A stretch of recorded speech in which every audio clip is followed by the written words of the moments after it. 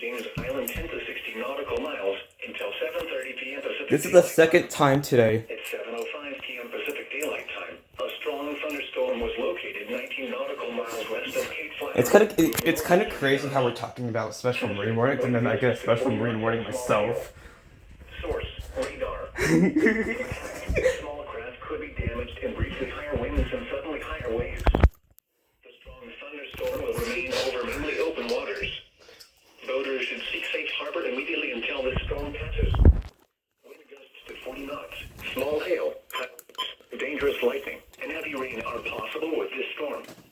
Repeating, a special marine warning has been issued until 7:30 p.m. Pacific Daylight Time for the following marine location: coastal waters from Cape Flattery to James Island 10 to 60 nautical miles.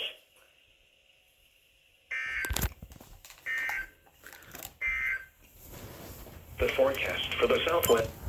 That is literally